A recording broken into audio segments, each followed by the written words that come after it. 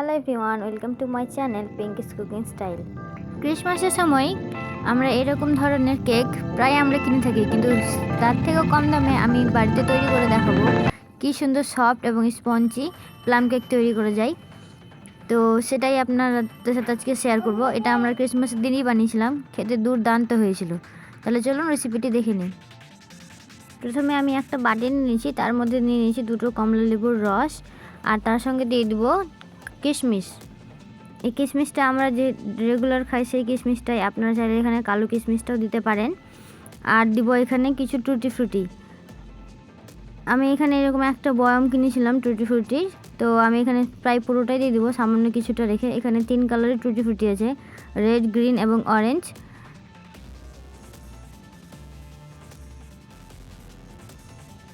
আপনারা আপনাদের পছন্দ অনুযায়ী যেগুলো ড্রাই ফ্রুট খেতে ভালোবাসেন সেগুলো দিতে পারেন। দিয়ে মিনিমাম এটাকে 2 ঘন্টা ভিজিয়ে রাখবো। সময় থাকলে আরও বেশিক্ষণ ভিজিয়ে রাখুন, তাহলে টেস্টটা আরও বেশি ভালো হবে।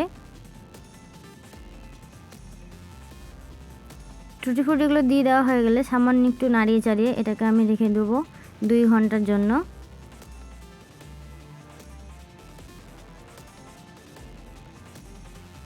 আর এদিকে আমি কিছু আলমন্ড নিয়ে নিয়েছি, প্রায় 10-15টা, আর এইভাবে লম্বা লম্বা করে কেটে নিয়েছি কেকে পর থেকে দেওয়ার জন্য।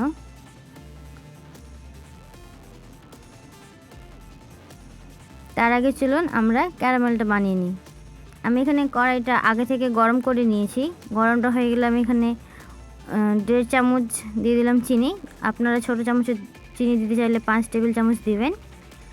দেখেন চিনিটা দেওয়া মাত্রই গলতে শুরু করেছে।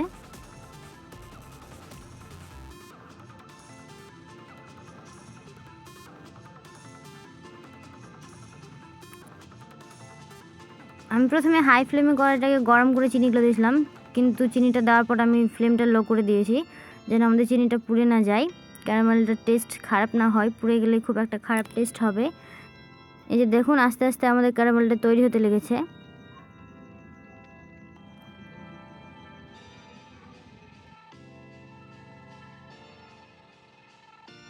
আমি যেভাবে বারবার করে খুন্তি নাড়িয়ে যাচ্ছি সেভাবে আপনারাও নাড়বেন, নাহলে আমাদের ক্যারামেলটা পুড়ে যাবে। এবং গ্যাসের ফ্লেমটা অবশ্যই লো রাখবেন। এই যে দেখুন আমাদের ক্যারামেলটা একদম রেডি। এই সময় আমি গ্যাসের ফ্লেমটা অফ করে দেব, আর তারপরে অল্প জল দিয়ে দেব। জলটা দিতেই হবে অবশ্যই। জলটা দিয়ে অল্প অল্প করে মানে পাতলা করে নেব, কারণ ক্যারামেলটা খুব ঘন ছিল এবং শক্ত হয়ে যেত, তাই জন্য পর থেকে জল দিয়ে একটু লিকুইডই করে নিলাম। অল্প অল্প জল দিয়ে করবেন এবং সাবধানভাবে করবেন, কারণ জল দিলে খুব ছিটকয়। যে দেখুন আমাদের ক্যারামেলটা একদম রেডি। এটাই দিব আমাদের কেকে। এটা থেকে আমাদের কেকের কালারটা চলে আসবে। দেখুন কত সুন্দর কালারটা এসছে, পুরো কিন্তু যায়নি, একদম ঠিকঠাক কালারটা এসছে। এবার ব্যাটারের জন্য আমি যা যা নেব সেটাই আপনাদেরকে একবার বলে দিই। প্রথমে আমি এরকম একটা বাটি নিয়ে নিয়েছি। বাটিতে 1 বাটি আমি দিয়ে দিলাম ময়দা। আপনারা যে কোনো বাড়ির একটা বাটি সেই অনুযায়ী দেবেন। আমি 1 বাটি ময়দা দিলাম আর হাফ বাটি চিনি দিলাম, আপনারা সেই মাপ অনুযায়ী দেবেন। দিয়ে সামান্য একটু মিশিয়ে নিলাম। আর এখানে দিয়ে দিলাম 2 চামচ গুঁড়ো দুধ। দুধটা দিয়েও একটু নাড়াচাড়া করলাম। এই দুধটা দেওয়ার জন্য দারুণ একটা টেস্ট হয়। আর সেই বাটির অনুযায়ী আমি হাফ বাটি দিয়ে দিলাম সাদা তেল। তেলটা অবশ্যই ফ্রেশ দিবেন, এতে কেকের ফ্লেভারটা খুব ভালো হবে। যেটাকে খুব ভালোভাবে মিক্স করে নিই। দেখতে পাচ্ছেন আমাদের খুব ভালোভাবে মেশানো হয়ে গেছে। এরপরে দিয়ে দেবো যে ক্যারামেলটা তৈরি করে রেখেছিলাম সেই ক্যারামেলটা দেওয়ার পরও খুব ভালোভাবে মিক্স করে নেব। এই যে দেখুন আমাদের ক্যারামেলটা দেওয়ার পর খুব ভালোভাবে মিক্স করা হয়ে গেছে। আর দিয়ে দিলাম যে ড্রাই ফ্রুটগুলো আমি কমলা লেবুর রসে ভিজিয়ে রেখেছিলাম সেইটা, এগুলো দিয়েও ভালোভাবে মিক্স করে নেব।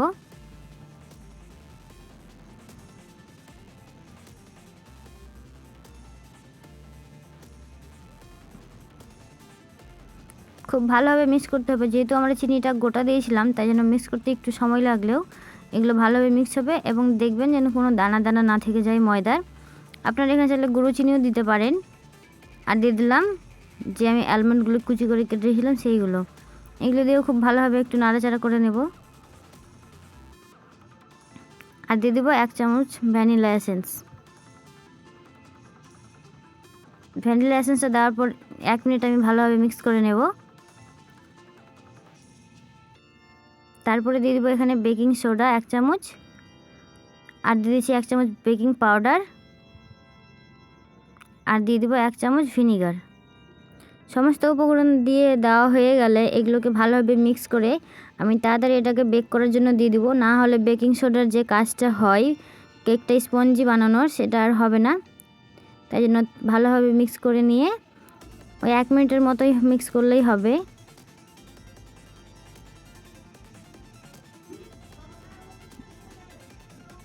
মিক্স করা হয়ে গেছে।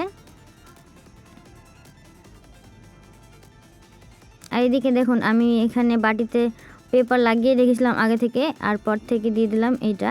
আমি এখানে বাটার পেপার ব্যবহার করিনি, আপনাদেরকে দেখানোর জন্য যে কি সুন্দর এই সাধারণ পেপার দিয়েই আমাদের কেকটা হয়ে যাবে। আমি এখানে কড়াইটাকে আগে থেকে গরম করে রেখেছিলাম প্রায় 10 মিনিট। আর এর মধ্যে আমি একটা স্ট্যান্ড বসিয়ে দিলাম। আপনারা যে কোনো একটা স্ট্যান্ড দিতে পারেন যেন কড়াইয়ের সাথে আমাদের বাটিটা লেগে না থাকে, না হলে কিন্তু কেকটা পুড়ে যাবে। আর ঢাকা দিয়ে দিলাম। গ্যাসের ফ্লেমটা অবশ্যই লো রাখবেন এবং ভালোভাবে কভার করবেন যেন কোনো মতে তাপটা না বেরোয়। আমি 20 মিনিট পরে এসেছিলাম, দিয়ে প্রথমে এইভাবে গার্নিশ করেছিলাম, তো দেখুন তার 10 মিনিট পরে এসে দেখছি যে আমার সব গার্নিশগুলো ভিতরে ঢুকে গেছে। তখন আবার গার্নিশ করে দেওয়ার পর আমি আবার 30 মিনিটের জন্য লো ফ্লেমে ঢাকিয়ে রেখে দিয়েছিলাম। তো দেখুন আমাদের কেকটা একদম রেডি, টুথপিকের সাথে একদম লেগে বেরোচ্ছে না, তার মানে আমাদের কেকটা একদম রেডি হয়ে গেছে। আর এইভাবে চাকু দিয়ে প্রথমে আমি পেপারের সাইড দিয়ে আলতোভাবে সারিয়ে নিচ্ছি, আমাদের কেকটা যেন উল্টানোর সময় লেগে না যায়, ভেঙে না যায়। তা আপনারা এইভাবে ছাড়িয়ে নেবেন আর তার উপরে এইভাবে প্লেট রেখে উল্টে দেবেন। দেখুন আমাদের কেকটা উল্টানো হয়ে গেছে। এবার আমি পেপারটা তুলে দেখাবো কত সুন্দরভাবে পেপারটা উঠে যাবে। কেকটা খুব ভালোভাবে ঠান্ডা করার পরে এটা তুলবেন। আমার একটু গরম ছিল, তাও দেখেন এটা কি সুন্দর ভালোভাবে বেরিয়েছে। আমি আরও এটা 2 ঘন্টার জন্য রেস্টে রেখে দিয়েছিলাম। 2 ঘন্টা হয়ে গেছে, আমি আবার ফিরে এসেছি। দেখতেই পাচ্ছেন কেকটা কতটা স্পঞ্জি হয়েছে। চলুন আপনাদেরকে একবার কেটে দেখাই যে কেকটা কতটা স্পঞ্জি। আপনারা চাইলে এই কেকটা নিউ ইয়ারের দিনেও বানাতে পারেন। বাইরে থেকে কিনে নেওয়ার থেকে ভালো যদি বাড়িতে এইভাবে বানান, আপনাদের খেয়ে সবারই খুব ভালো লাগবে। আমাদের বাড়ির সবারই খুব ভালো লেগেছে। ভিডিওটি ভালো লাগলে please like, comment, share and subscribe my channel. পাশের বেল আইকনটি অবশ্যই প্রেস করবেন, এতে পরের ভিডিও নোটিফিকেশন আপনারা পেয়ে যাবেন।